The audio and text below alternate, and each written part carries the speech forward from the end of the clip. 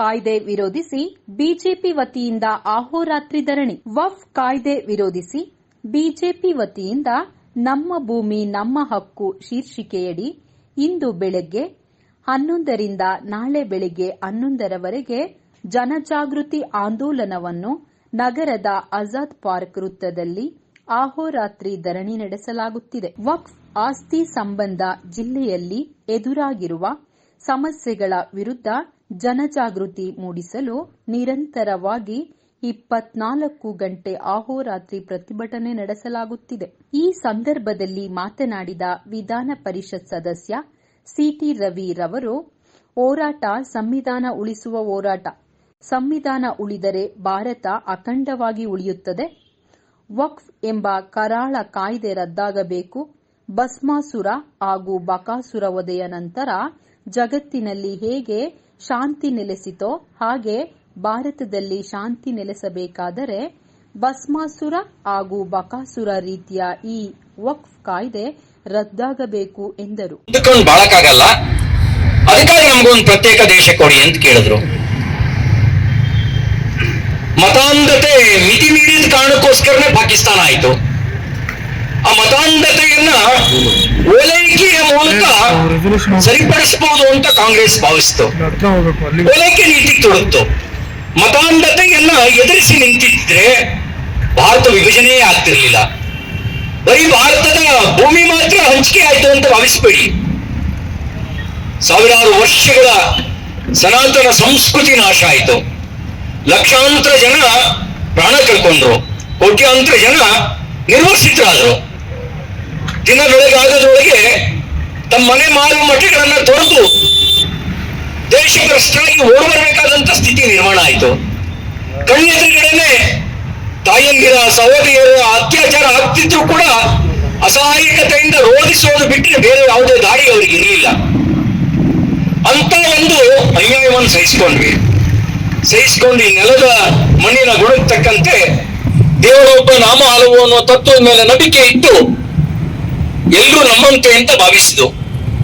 ಆಗ ಒಂದು ಮಾತು ಬಂತು, ಯಾರು ನಮ್ಮ ಜೊತೆ ಹೊಂದ್ಕೊಂಡು ಬಾಳಕ್ಕಾಗಲ್ಲ, ನಮಗೆ ಭಾರತಕ್ಕಿಂತ ಪಾಕಿಸ್ತಾನವೇ ಬೇಕು ಅಂತ ಭಾವಿಸ್ತಾರೆ, ನಮಗೆ ಸಹಬಾಳ್ವೆಗಿಂತ ಇಸ್ಲಾಮೇ ಮುಖ್ಯ ಅಂತ ಭಾವಿಸ್ತಾರೆ, ಯಾರಿಗೆ ಸರಿಯಾ ಮತ್ತು ಸಂವಿಧಾನದ ನಡುವೆ ನಿಮ್ಮ ಆಯ್ಕೆ ಯಾವುದು ಅಂತ ಹೇಳಿದ್ರೆ ನಮಗೆ ಸರಿಯಾ ಅಂತ ಮಾತ್ರ ಭಾವಿಸ್ತಾರೆ, ಆ ಜನ ಎಲ್ಲ ಪಾಕಿಸ್ತಾನಕ್ಕೆ ಹೋಗಿದ್ದಾರೆ. ಇಲ್ಲಿರೋರು ಎಲ್ಲರ ಜೊತೆ ಹೊಂದ್ಕೊಂಡು ಬದುಕುವಂತವ್ರು. ನಂತರ ಮಾತನಾಡಿದ ವಿಧಾನ ಪರಿಷತ್ ಕಸಭಾಪತಿ ಪ್ರಾಣೇಶ್, ನಾವು ವಿಪಕ್ಷ ಸ್ಥಾನದಲ್ಲಿ ನಿಂತು ಪ್ರಾಮಾಣಿಕವಾಗಿ ಜನರಿಗೆ ಹಾಗೂ ರೈತರಿಗೆ ಅನ್ಯಾಯವಾದಾಗ ಸರ್ಕಾರವನ್ನು ಎಚ್ಚರಿಸಿ ಸರಿದಾರಿಗೆ ತರಲು ಈ ಹೋರಾಟ ಮಾಡುತ್ತಿದ್ದೇವೆ ಎಂದರು. ಪ್ರಾಮಾಣಿಕವಾಗಿ ವಿರೋಧ ಪಕ್ಷದ ಸ್ಥಾನದಲ್ಲಿದ್ದು ನಾವೇನನ್ನ ಮಾಡಬೇಕು, ಜನಸಾಮಾನ್ಯರಿಗೆ ಅನ್ಯಾಯ ಆದಾಗ, ರೈತರುಗಳಿಗೆ ಅನ್ಯಾಯ ಆದಾಗ, ಸಾರ್ವಜನಿಕರಿಗೆ ಅನ್ಯಾಯ ಆದಾಗ ಇದನ್ನ ಪ್ರತಿಭಟಿಸಿ ಸರ್ಕಾರವನ್ನ ಎಚ್ಚರಿಸಿ ಸರ್ಕಾರವನ್ನ ಸರಿದಾರಿಗೆ ಪ್ರಯತ್ನವನ್ನ ತರುವಂತಹ ಪ್ರಯತ್ನ ಮಾಡುವ ಜವಾಬ್ದಾರಿ ಭಾರತೀಯ ಜನತಾ ಪಕ್ಷದ ಮೇಲಿದೆ. ಬಂಧುಗಳೇ, ಇದು ರಾಜಕಾರಣ ಅಲ್ಲ. ಏನ್ ಹೇಳ್ತಾ ಇದ್ದಾರೆ, ಭಾರತೀಯ ಜನತಾ ಪಕ್ಷದವರು ರಾಜಕಾರಣಕ್ಕೋಸ್ಕರ ಈ ತರದ ಹೋರಾಟಗಳನ್ನ ಮಾಡ್ತಾ ಇದ್ದಾರೆ ಅನ್ನುವಂಥದ್ದು ನಮ್ಮ ಆಡಳಿತ ಪಕ್ಷದವರ ಒಂದು ನಿರಂತರವಾದಂತಹ ಒಂದು ಕೂಗು. ನೀವು ಸರಿದಾರಿಯಲ್ಲಿ ನಡೆದಾಗ ನಾವು ಯಾತಕ್ಕೋಸ್ಕರ ಹೋರಾಟವನ್ನ ಮಾಡಬೇಕಾಗುತ್ತೆ ಅದನ್ನ ನೀವು ಅರ್ಥ ಮಾಡ್ಕೊಳ್ಳಿ. ಇವತ್ತು ನಮ್ಮ ಜವಾಬ್ದಾರಿ ಏನಿದೆ ಅಂತ ಹೇಳಿದ್ರೆ, ರೈತರುಗಳಿಗೆ ಆಗ್ತಿರುವ ಅನ್ಯಾಯವನ್ನ ಸರಿಪಡಿಸಿ ಅವನ ಬದುಕನ್ನ ಹಸನ ಮಾಡುವಂತಹ ಜವಾಬ್ದಾರಿ ನಮ್ಮ ಮೇಲಿದೆ. ನಿಮ್ಮ ಮೇಲಿದ್ದಂತ ಜವಾಬ್ದಾರಿ, ನೀವು ಆ ಜವಾಬ್ದಾರಿಯನ್ನ ಮರ್ತಿದ್ದೀರಿ, ಅವರನ್ನ ಬೀದಿಗೆ ಹಾಕುವಂತ ಪ್ರಯತ್ನವನ್ನ ಮಾಡ್ತಾ ಇದ್ದೀರಿ. ಆಗ ನಾವು ಕಣ್ಮುಚ್ಕೊಂಡು ಕೂರ್ಬೇಕೆ? ಇದು ಭಾರತೀಯ ಜನತಾ ಪಕ್ಷದ ರಾಜಕಾರಣಕ್ಕೋಸ್ಕರ ಹೋರಾಟನ? ಇದು ರೈತರ ಬದುಕಿಗೋಸ್ಕರ ಹೋರಾಟ. ಇದರೊಳಗಡೆ ನಮ್ಮೆಲ್ಲರ ಬದುಕಿನ ಹೋರಾಟ. ಹಾಗೆ ಈಗಾಗಲೇ ಜೀವರಾಜರು ಹೇಳಿದಾಗೆ ಕೇವಲ ರೈತರಲ್ಲ, ಇಲ್ಲಿರುವಂತ ಜನಸಾಮಾನ್ಯರ ಇವತ್ತು ನೀವು ಮನೆ ಕಟ್ಟಿ ವಾಸ ಮಾಡ್ತಿರುವಂತ ಜಾಗವನ್ನ ನಿಮಗೆ ಉಳಿಸಿಕೊಡುವಂತಹ ಒಂದು ಪ್ರಯತ್ನದ ಹೋರಾಟ. ಮಾಜಿ ಸಚಿವ ಜೀವರಾಜ್ ಮಾತನಾಡಿ, ಈ ಚಳಿಗಾಲದ ಅಧಿವೇಶನದಲ್ಲಿ ಪ್ರಧಾನಿಯವರು ವಕ್ಫ್ ಕಾಯ್ದೆಯನ್ನ ಕಿತ್ತೆಸೆದು ವಕ್ಫ್ ಆಸ್ತಿಗಳು ಸರ್ಕಾರದ ಆಸ್ತಿಗಳೆಂದು ಘೋಷಿಸಬೇಕು. ಎಲ್ಲರಿಗೂ ಒಂದೇ ಕಾನೂನು ಎಂದು ಘೋಷಣೆ ಮಾಡಬೇಕು ಎಂದರು. ಸರ್ಕಾರಿ ಕಚೇರಿನೂ ಕಟ್ತಾರೆ ಇವರು, ಮುಜರಾಯಿನಲ್ಲಿ ಪೊಲೀಸ್ ಸ್ಟೇಷನ್ ಕಟ್ತಾರೆ, ಮುಜರಾಯಿನ್ ಯಾರಿಗೆ ಬೇಕಾದ್ರೆ ಕೊಡ್ತಾರೆ, ಏನ್ ಬೇಕಾದ್ರೆ ಮಾಡ್ತಾರೆ. ಆದ್ರೆ ನಿಮ್ ವಕ್ಫ್ ಜಾಗನ ಮಾತ್ರ ಕೇಳಂಗೇ ಇಲ್ಲ. ಇಲ್ಲೆಲ್ಲ ತಿಳ್ಕೊಂಡು ಮಾತಾಡ್ತಾ ಇದೀವಿ, ರೈತರು ಜಾಗ ಹೋಯ್ತು ಅಂತ. ರೈತರ ಜಾಗ ಮಾತ್ರ ಹೋಗ್ತಾ ಇಲ್ಲ, ರೈತರ ಜಾಗ ಹೋದ್ಮೇಲೆ ಗೊತ್ತಾಗಕ್ ಶುರುವಾಗಿದೆ. ಇದಕ್ಕಿಂತ ಮುಂಚೆ ಸರ್ಕಾರಿ ಜಾಗ ಪೂರಾ ಅವ್ರದ್ದಾಗಿ ಹೋಗಿದೆ. ಸರ್ಕಾರಿ ಜಾಗನ ಯಾರು ಕೇಳಲೇ ಇಲ್ಲ, ಎಲ್ಲ ತಣ್ಣಗಿದ್ವಿ. ಇಲ್ಲಿ ಜಾಗಗಳು ಪೂರ್ತಿ ವಕ್ಫ್ದಾಗ್ತದೆ. ಇದಾಗಬಾರ್ದು. ವಕ್ಫ್ ಕೂಡ ಮುಜರಾಯಿ ಹೇಗೆ ಸರ್ಕಾರದ ಕೆಳಗಡೆ ಬಂದಿದೆಯೋ ಹಾಗೆ ವಕ್ಫು ಸರ್ಕಾರದ ಕೆಳಗಡೆ ಅಂತೇಳಿ ಜಾರಿಗೆ ತಗೊಂಬರ ತಾಕತ್ತಿಲ್ವಾ ನಿಮ್ಗೆ?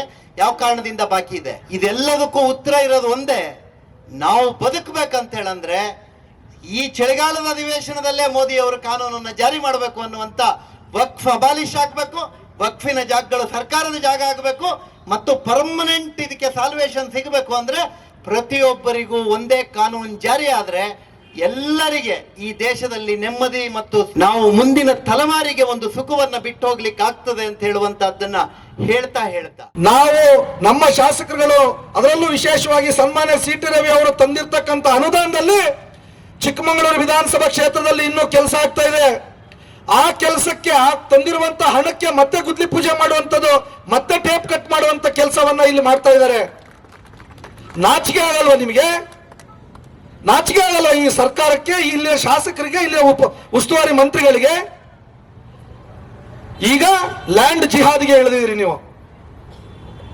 ಹಿಂದೂಗಳ ಮೇಲೆ ಆಕ್ರಮಣಕಾರಿ ನಿಮ್ಮ ಸರ್ಕಾರದಲ್ಲಿ ಎಷ್ಟು ಮಾಡಬೇಕು ಎಲ್ಲದ್ದು ಮಾಡೇ ಆಯ್ತು. ಈಗ ರೈತರ ಪಹಣಿ ಮೇಲೆ ನಿಮ್ಮ ಕಣ್ಣು ಬಿದ್ದಿದೆ, ಹಿಂದೂಗಳ ದೇವಸ್ಥಾನಗಳ ಮೇಲೆ ನಿಮ್ಮ ಕಣ್ಣು ಬಿದ್ದಿದೆ. ಇವತ್ತು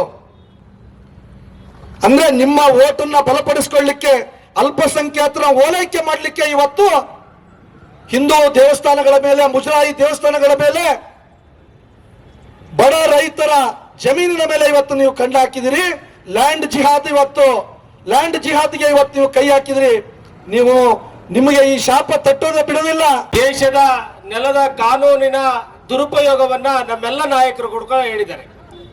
ಇವತ್ತು ಕರ್ನಾಟಕದಲ್ಲಿ ಕಾಂಗ್ರೆಸ್ ನೇತೃತ್ವದ ಸಿದ್ದರಾಮಯ್ಯ ಸರ್ಕಾರ ಅಧಿಕಾರಕ್ಕೆ ಬಂದಾಗಿನಿಂದ ನಿರಂತರವಾಗಿ ರೈತರ ಸವಲತ್ತುಗಳನ್ನ ಕಸಿತಕ್ಕಂತ, ದೀನ ದಲಿತರ ಹಣವನ್ನ ದುರುಪಯೋಗ ಮಾಡ್ತಕ್ಕಂಥ ಕೆಲಸವನ್ನ ಮಾಡ್ತಾ ಇದೆ. ಆದ್ರೂ ಕೂಡ ಇವತ್ತು ಭಾರತೀಯ ಜನತಾ ಪಾರ್ಟಿ ಅಧಿಕಾರವನ್ನು ನಡೆಸ್ತಾ ಇದ್ದಂತ ಸಂದರ್ಭದಲ್ಲಿ ಹಲವಾರು ರೈತ ಸಂಘಟನೆಗಳು, ಹಲವಾರು ದಲಿತ ಸಂಘಟನೆಗಳು ಕೂಡ ಬಾಯಿ ತೆರೀತಾ ಇತ್ತು. ನನಗೆ ಒಂದು ಆಶ್ಚರ್ಯ ಏನು ಅಂತಂದ್ರೆ, ಇವತ್ತು 187 ಕೋಟಿ ರೂಪಾಯಿಗಳನ್ನ SC/ST ಸಮುದಾಯದ ಹಣವನ್ನ ನೇರ ಚುನಾವಣೆಗೆ ಬಳಸಿದಂತ ಸರ್ಕಾರ ಅದು ಕಾಂಗ್ರೆಸ್ ಸರ್ಕಾರ.